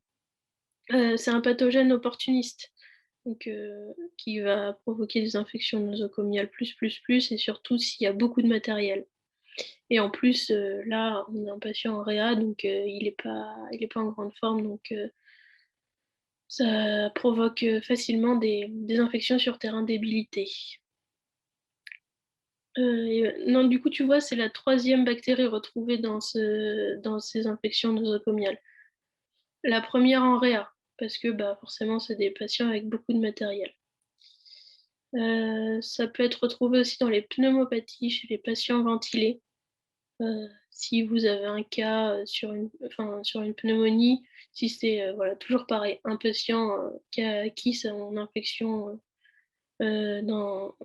dans un lieu communautaire, vous n'allez pas suspecter pseudomonas. Par contre, si c'est un mec en réa qui est là, qui est intubé depuis 15 jours, vous pouvez suspecter pseudomonas. Vous orientez déjà le traitement probabiliste. Donc voilà. Donc en gros, le patient en réa avec beaucoup de matériel. C'est une infection nosocomiale, donc toujours écrire sur sa copie qu'on déclare au clin toutes les infections nosocomiales. Même si vous avez dans un cas un patient hospitalisé qui déclare une infection urinaire à Escherichia coli, on déclare au clin. C'est des points, ça. C'est des points faciles. Parce que dès que vous avez un patient hospitalisé, faudra que vous relisiez du coup les infections nosocomiales, on va pas passer 15 jours dessus là, mais il faut toujours l'écrire. Voilà. Est-ce que vous avez des questions? Je sais pas si c'était très clair, je suis un peu perdue. Ça va, merci. Comment la bactérie a-t-elle pu être identifiée à partir du prélèvement urinaire? Question 3. C'est un peu la même chose qu'avec Escherichia coli. Après, il y aura quelques petites choses spécifiques à faire, mais en soi, c'est la même chose. Couleur verte. Ouais. Après, ça oriente, hein, mais c'est pas là-dessus que tu vas identifier réellement ta bactérie. Mise en culture, spectro de masse. Ouais. Ouais, donc c'est ça, hein. Donc à chaque fois qu'on a l'identification, examen direct, macro, bah du coup, oui, ça va être les urines vertes, mais bon, la macro, ça oriente sans faire le diagnostic réellement, hein. Avec la macro qu'on va aller très loin, mais micro surtout. Donc, Bactéries mobiles. comment? Bactéries mobiles. Ah oui, j'avais entendu immobile. Ouais, c'est ça. Production de pyocyanine et de pyoverdine. Ouais. Est-ce que tu connais la gélose spécifique de Pseudomonas? King A, King B. Ouais, et une autre. King A, King B, c'est pas. Ça va être pour détecter les pigments en fait. C'est pas cétrimide, Ouais, c'est trimide. Tu sais ce qu'il y a dedans pour que ça Non. sélectionne Pseudomonas? Non. Ça, je pense que c'est de la culture, on s'en fiche. C'est pas du dedans. Comment? Il y a quoi dedans, du coup? Il y a de l'ammonium quaternaire. D'accord. Ça inhibe la plupart des bactéries, mais pas Pseudomonas. C'est bon. Du coup, ouais, comme disait Gaëla, c'est cette idée de rédaction qu'il faut avoir après en développant un peu plus. Donc, à l'examen microscopique direct, on va avoir un bacille gram négatif qui sera mobile, comme tu disais, puisqu'il a une ciliature monotriche. Ça veut dire qu'il a un seul cil. Vous verrez en fonction des bactéries, les ciliatures sont pas toujours les mêmes. Au niveau des cultures, ensemencement, c'est une bactérie non exigeante qui se développe sur de nombreux milieux non sélectifs. Donc, voilà, je ne sais pas si c'est très utile de tout détailler. Mais surtout mettre les milieux spécifiques à chaque fois pour les bactéries. Donc là, c'est la gélose cétrimide. Les colonies vont être vertes, enfin bleu-vertes. Larges, muqueuses avec des reflets irisés. Quelqu'un me disait reflets métalliques.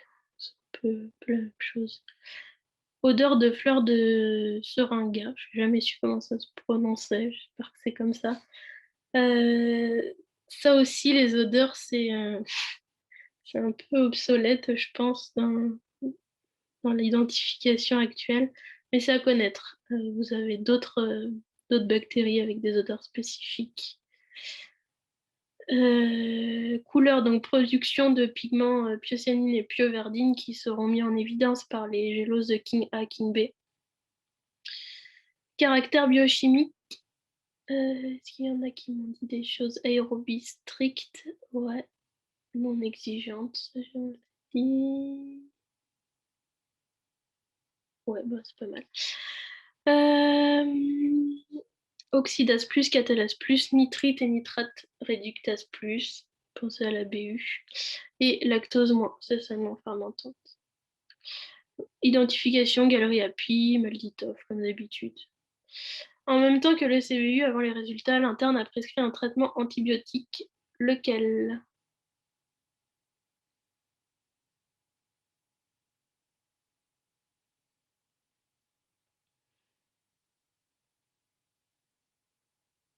Tazocilline. La tazo, ouais, c'est pas mal pour le pso, mais en fait, là, quels sont les traitements, les recos de traitement pour les prostatites? Ceftazidime, cefpodoxime. Alors, vous me faites peur parce que moi, j'ai pas ça. Donc, Aurélie, je sais pas. Moi, j'ai dans les recours de traitement de prostatite, j'ai fluoroquinolone ou cotrimoxazole. C'est des antibiotiques qui diffusent très bien. Parce que pour atteindre la prostate, les C3G, je sais pas si bêta-lactamine, en tout cas, ça va pas être suffisant. Oui, fluoroquinolone, donc ciprofloxacine. Je suis d'accord avec toi, Angèle. Sachant que Pseudomonas Les traitements, traitements de première intention, c'est la cipro, la cefoctazime ou ceftriaxone, ouais. ou la cotrimoxazole, qui a une très bonne diffusion. Ouais. Mais du coup, qui marchera pas sur Pseudomonas. Non. Après, oui, faites attention parce que là, je pense qu'il demandait les traitements de l'infection urinaire masculine, mais vraiment dirigés sur pseudo. Donc, pseudo a beaucoup de résistance naturelle. Hein. Donc après, du coup, toujours dans le diapo de la SPILF, vous avez... Ah non, je dis peut-être des bêtises, c'est peut-être dans les recos HS, ça. Vous avez les traitements pour Pseudomonas qui sont super bien listés. C'est des infections qui peuvent être très très graves et enfin, le Pseudomonas a beaucoup de résistance, que ce soit naturelle ou acquise. C'est très facile de sélectionner des mutants. Donc on fait toujours une association d'antibiotiques. Donc là, ceftazidime IV plus ciprofloxacine. Et ce sera toujours pour n'importe quelle bactérie à adapter en fonction de l'antibiogramme.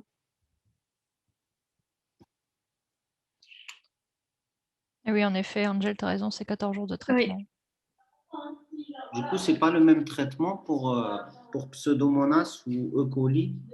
Ah non, parce que du coup, E. coli, bon après, E. coli peut acquérir des résistances, hein. Tu as des E. coli BLSE, des choses comme ça, mais E. coli, naturellement, est beaucoup plus sensible à des antibiotiques qui auront moins d'effets secondaires.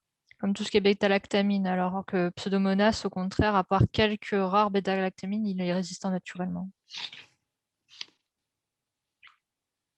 Donc voilà, dès qu'il y a un traitement antibio, il faut bien penser au recours de la patho, mais aussi à la bactérie que vous avez dans le cas clinique, quoi. Et de ses résistances naturelles. Donc, question 5. Quel autre examen bactériologique doit être réalisé et pourquoi? L'hémoculture. Ça va être un... Je sais pas si on peut appeler ça un examen bactériologique. Mais en soi, oui. En réa, s'il a de la fièvre. Mais ouais, c'était l'antibiogramme là, que je voulais vous faire dire. L'antibiogramme est indispensable pour Pseudomonas, puisque, comme je vous ai dit, beaucoup de résistances naturelles et aussi des résistances acquises. Ouais, multirésistante, c'est ça. Est-ce que quelqu'un connaît la méthode, ou les méthodes plutôt, pour réaliser un antibiogramme? Parce que quand on vous demande un examen comme ça, il faut toujours expliciter la méthode. Si vous avez quelques mots-clés là, à balancer.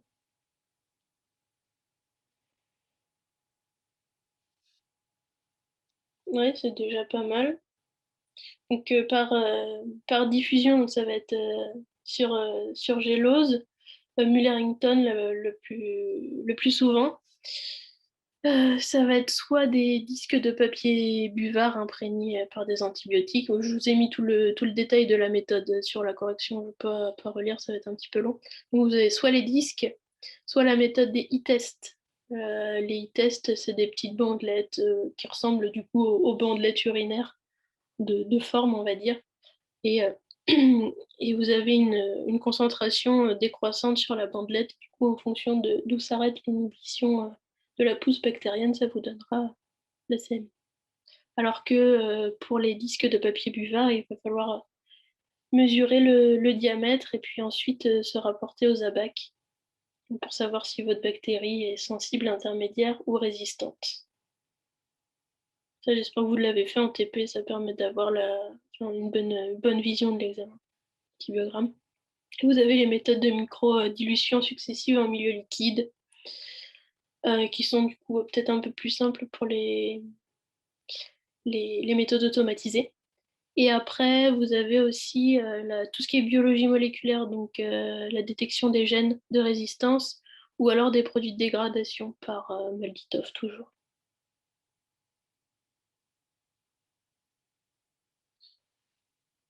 Et...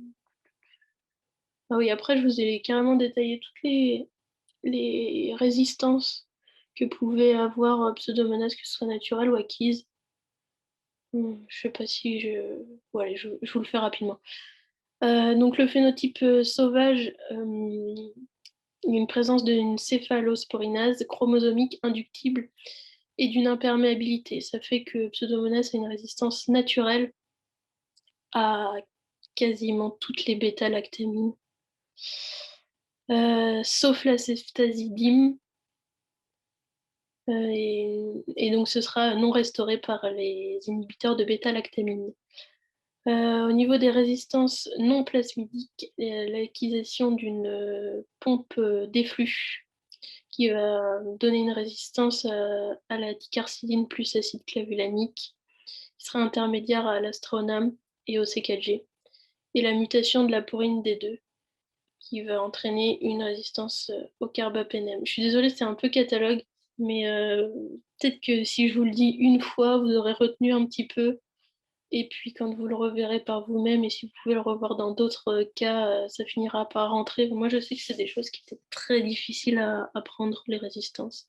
Vous avez réussi à les retenir. T'as C'est pas trop pas le choix simple. parce que de toute façon, si tu as Pseudomonas au concours, tu auras très certainement une question sur ses sensibilités et résistances et ça tombe dans les QCM surtout. Mm. C'est pas simple les résistances, hein. Puis surtout Pseudomonas, il y en a tellement que voilà, c'est. Ouais. Il faut savoir que tout ce qui est résistance aussi du Staphylocoque aureus sont aussi à connaître. En fait, en règle générale, vous devez connaître les résistances acquises et sauvages de toutes les bactéries du programme. Mm. Après, vous pouvez faire des petits liens dans vos têtes. Par exemple, tout ce qui est résistance acquise aux aminosides. Je sais pas, vous faites une liste et la résistance acquise sera quasiment toujours si je ne dis pas de bêtises, par inactivation enzymatique. Du coup, là, vous sortez les mots-clés, c'est inactivation enzymatique par phospho, transférase ou acétyltransférase ou nucléotidyltransférase.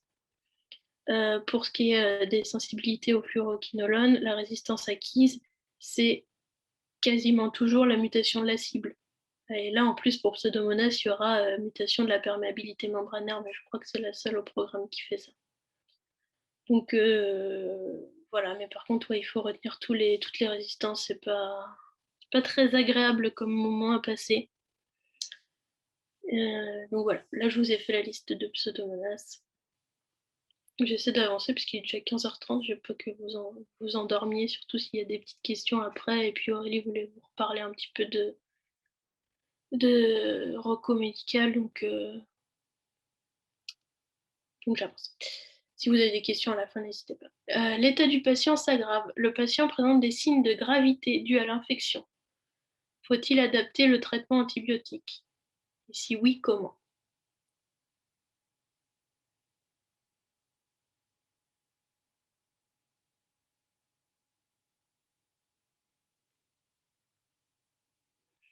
Déjà, est-ce que vous adaptez le traitement? Votre patient il est en réa et il s'aggrave. Association de molécules actives, ouais. Donc, adaptation, ouais. Donc, vous partez du traitement, vous partez du principe qu'il faut adapter le traitement. J'imagine, c'est un oui. Puisque dans ce cas-là, le oui est un mot-clé. Donc, il faut répondre oui pour avoir un petit point. Donc, voilà, prostatite plus signe de gravité. Le traitement, c'est celui des pyélos graves. Donc, comme je vous ai dit un petit peu tout à l'heure, dans toute infection qui s'aggrave, on ajoute un aminoside qui est concentration dépendant avec un effet post-antibiotique. On met une forte dose sur une courte durée, 3 à 5 jours, il me semble, maximum. Et ce sera un bactéricide rapide et puissant. Qui ne va pas diffuser dans les autres tissus et du coup qui va, comme je vous ai dit, stériliser le sang. Ça, c'est juste pour que vous le reteniez, mettez pas ça dans une copie. Donc, on adapte le traitement, ceftazidime, ciprofloxacine et amikacine IV. Et voilà, toujours à l'antibiogramme, évidemment. Toujours mettre cette petite phrase-là. Et après, vous pouvez pas seulement, quand vous avez une question comme ça, vous pouvez pas seulement dire on fait en fonction de l'antibiogramme. Ce qui n'est pas faux en soi, hein. Mais ce qu'on vous demande, c'est la première ligne de traitement dans ces cas-là. Il faut parler de la colistine en dernière intention. Et si tu le connais, oui. La colistine, c'est un antibiogramme. Moi aussi, je commence à fatiguer au bout d'une heure et demie, je crois. C'est un antibiotique qui fonctionne bien, qui est utilisé en dernier recours sur les infections graves, parce que ça a énormément d'effets secondaires. Mais bon, quand on n'a plus que ça, on n'a plus que ça. Mais oui, de toute façon, si tu connais les lignes de traitement, si tu connais toutes les lignes de traitement, donne-les, hein. Si c'est ton item chance et que tu as tout appris, fonce, hein. Plus t'en mets, si c'est pas hors sujet, mieux c'est. Allez, dernière question. Donnez les mécanismes d'action des traitements cités dans les questions précédentes ainsi que leurs effets secondaires principaux. Donc c'est ce qu'on disait avec Aurélie, hein. Si jamais c'est pas demandé dans les questions suivantes, il faut le mettre dans les autres questions. Normalement, dans le cas numéro 1, vous auriez dû le mettre quelque part. Bon, je trouvais que mes réponses étaient déjà un peu lourdes, mais si vous pensez à le mettre et que c'est pas demandé après, faites-le. Donc la ceftazidime, quel est le mécanisme d'action?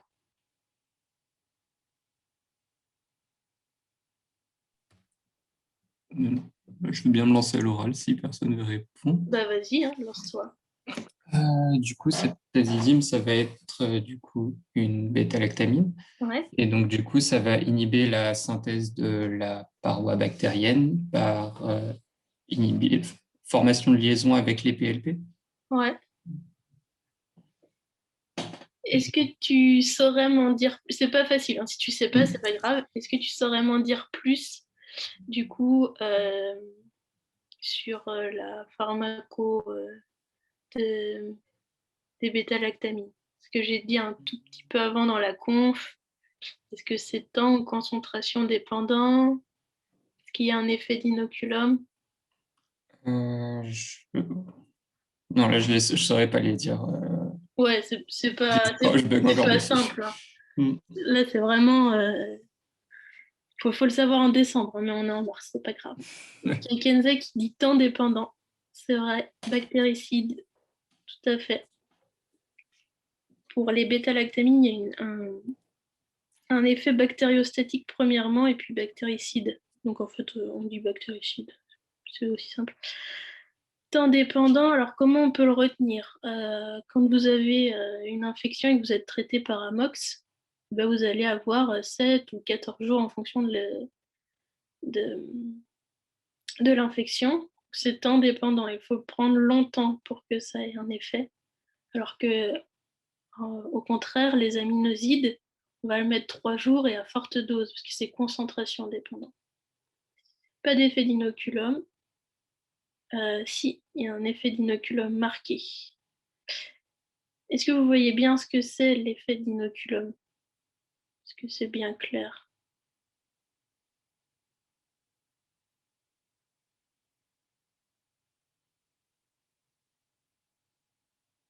Je veux bien une explication. Donc l'inoculum, ça va être la concentration de bactéries, par exemple, pour que ce soit peut-être plus simple.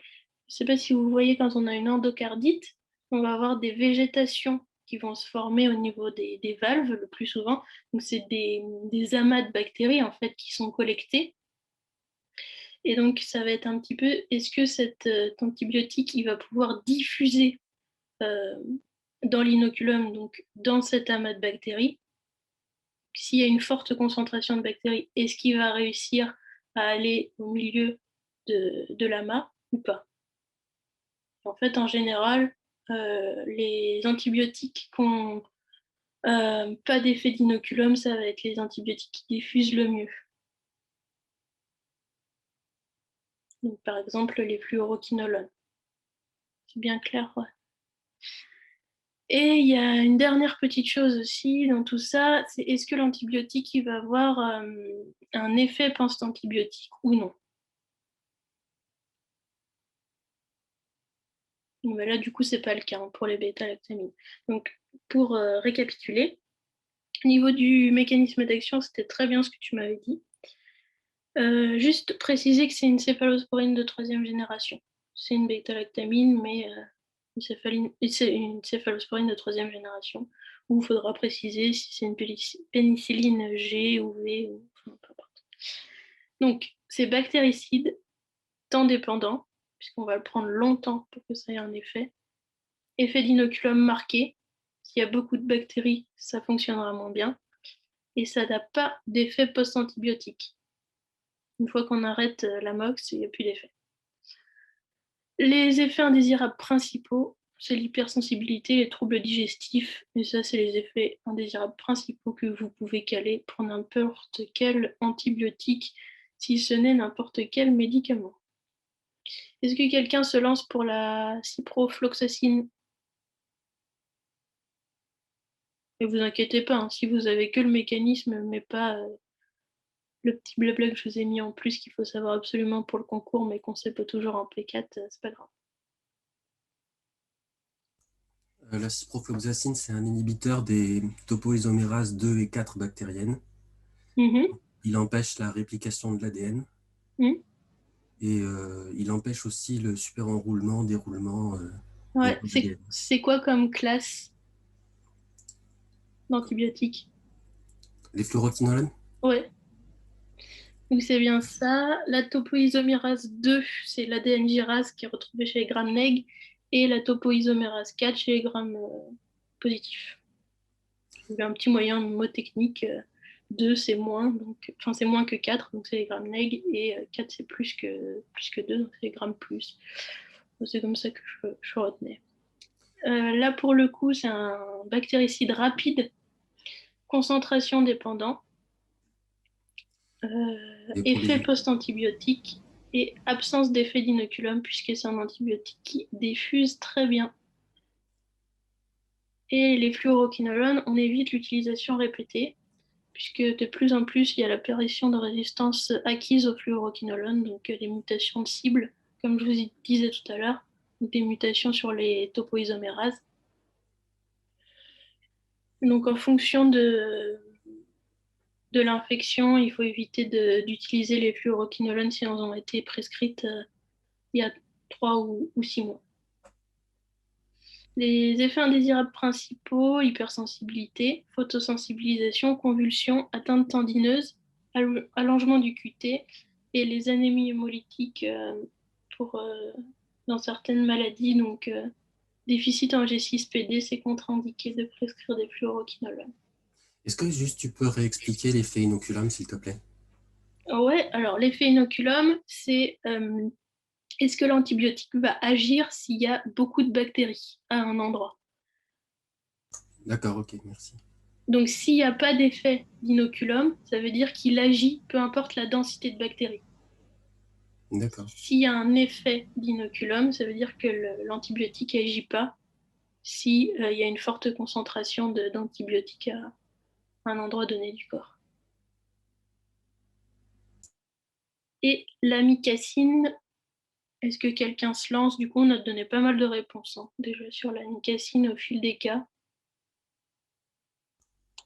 C'est un inhibiteur de la synthèse protéique bactérienne. Il se lie sur la sous-unité 30S du ribosome bactérien. Bactéricide rapide et puissant. Ouais. Concentration ou temps dépendant? Concentration dépendant. Ouais. Concentration dépendant. Effet d'inoculum ou pas? Non. Ouais. Et effet post-antibiotique ou pas? Ouais. Prolongé. Les antibiotiques, oh, mais je suis vraiment fatiguée, je suis désolée. Les aminosides, on va les mettre en forte concentration pendant un temps court, parce que c'est concentration dépendante. Donc, ce qu'on veut, c'est une forte concentration. Ça va rapidement éliminer toutes les bactéries du sang, peu importe la densité. Et en plus, l'effet va être prolongé dans le temps. Et les effets indésirables principaux, néphrotoxiques, ototoxiques et effets curarisants, c'est une question qui revient super fréquemment. Parce que du coup, les aminosides, dans n'importe quel dossier d'infectio, si vous avez une aggravation, il faut mettre des aminosides. Et là, vous avez la petite question, quels sont les effets indésirables principaux? Et ça, savoir par cœur, si à la rigueur, vous devez retenir les effets indésirables que d'un seul antibiotique, enfin d'une seule classe, c'est les aminosides. Bon, après, les bêta-lactamines, je pense que vous connaissez déjà. Et puis après, je vous avais mis une petite phrase pour votre culture perso. Les patients qui sont traités par propofol, ils peuvent avoir des urines vertes également. Est-ce qu'il y a des questions? Il ne faut pas hésiter. Si même vous avez des questions sur la méthode qui vous sont venues depuis que vous avez assisté à la conf ou que vous avez réécouté la conf, n'hésitez pas. Je vais peut-être juste laisser Aurélie vous parler de reco médical avant et puis préparer vos petites questions et on y répond après, si vous n'êtes pas trop fatigué. Oui, alors si je voulais vous parler de la reco médicale, c'est qu'il y avait eu des questions sur le Discord qui étaient tombées sur le fait que les gens utilisaient Vidal Rocco pour le concours. Il faut savoir que Vidal Rocco n'est pas forcément mise à jour. Donc, c'est vraiment pas le moyen le plus sûr de savoir si vous avez les bons traitements. Donc, du coup, la reco médicale, si tout le monde voit mon écran, c'est un site qui ressemble à ça. Alors, il n'y a pas besoin de s'inscrire, c'est pas payant non plus. Ça permet de faire des recherches. Donc, par exemple, là, on va regarder les infections urinaires. Nice. En fait, ça permet de faire des recherches par mots-clés, donc les infections urinaires, et ça va vous sortir toutes les recommandations qui sont parues sur Internet sur ces dernières années. Donc, dedans, par exemple, pour les infections urinaires, il y a la HAS, il y a le spliff, il y en a aussi d'autres. Donc, tout est classé avec des liens, avec les dates du plus récent au plus vieux. Donc après, vous avez juste à vous balader et vous pouvez cliquer sur le lien, ça vous renvoie directement sur le site en question et ça vous ouvre les PDF que ça doit ouvrir, etc. Donc ça, je le recommande vivement quand vous commencez à apprendre un item. Avant d'apprendre le truc, vous allez regarder s'il y a eu des recos qui ont changé récemment, surtout si vous avez acheté des fiches de personnes, parce que certaines fiches qui traînent sur les achats sont des fiches qui datent de 2012, voire de 2015 grand maximum. Donc c'est pas plus mal de regarder avant s'il n'y a pas eu de nouvel changement, pareil pour les anciens de Boeck. Je ne sais pas si vous avez. Après, si vous pouvez vous inscrire aussi, hein, si jamais vous voulez avoir plus de recherches journalières. De toute façon, dans tous les cas, ce n'est pas payant.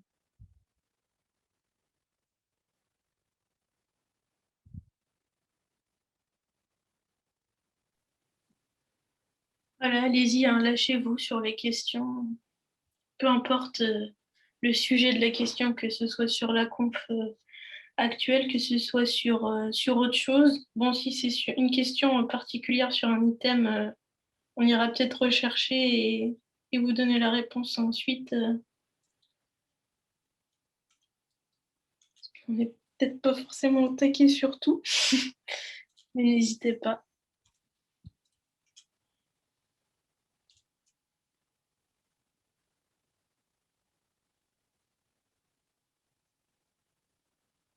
Ça, c'est peut-être plutôt pour Aurélie. Il y a des decks Anki dispo. Il y a des decks anti-dispo à part. Alors, il faut savoir que pour les conférences que je ferai, je vais essayer de vous faire pour chaque conférence au moins 10 à 15 fiches Anki sur le sujet, que je mettrai à chaque fois dans les drives, dans le drive. Et sinon, après, sur le site Pharma, avec Marianne, on est en train de vous préparer toutes les flashcards de type Anki. Donc pour le moment, on est sur la bactériologie. Mais donc oui, il y en aura de disponibles.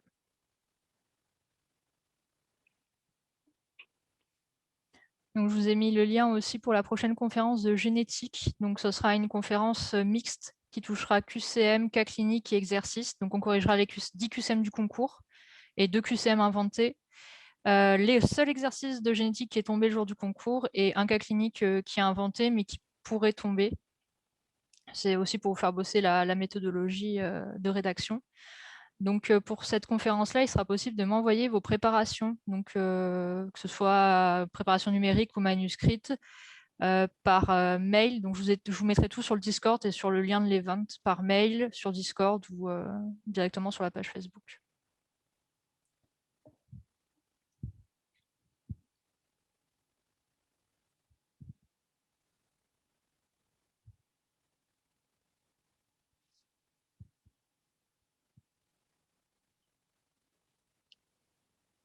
Donc si jamais vous n'avez pas d'autres questions, on va arrêter la conférence ici. Merci Philippine. Merci beaucoup. Merci beaucoup. On espère en tout cas vous voir la semaine prochaine. Donc cette fois-ci, la conf sera à 18 h.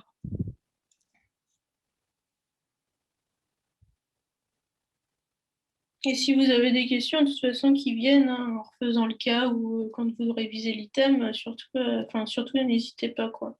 Ouais, on est toujours dispo sur Discord pour ceux qui sont dessus. Hein. Sachez que pour ceux qui ont déjà posé des questions, on répond assez vite.